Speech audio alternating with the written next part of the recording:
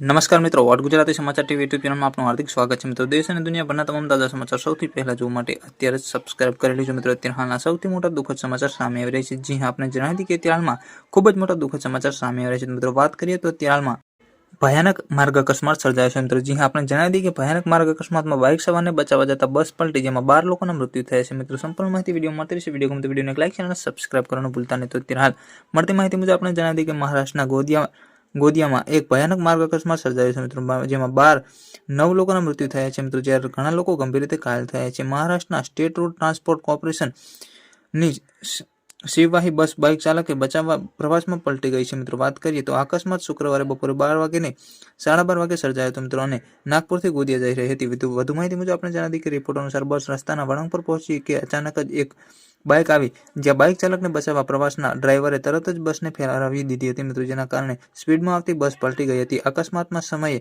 બસમાં 35થી વધુ મુસાફરો સવાર હતા. ગત માહિતી મુજબ આપણે એ પણ જણાવી હતી કે ત્યારમાં પ્રત્યક્ષદર્શીઓ જણાવ્યું હતું કે કેટલાક મુસાફરો ઘટના સ્થળે જ મૃત્યુ થયું હતું, તો જ્યારે અન્ય ગંભીર રીતે ઘાયલ થયા હતા. અકસ્માત થતાં જ બસ ચાલક સ્થળ પરથી ફરાર થઈ ગયો હતો.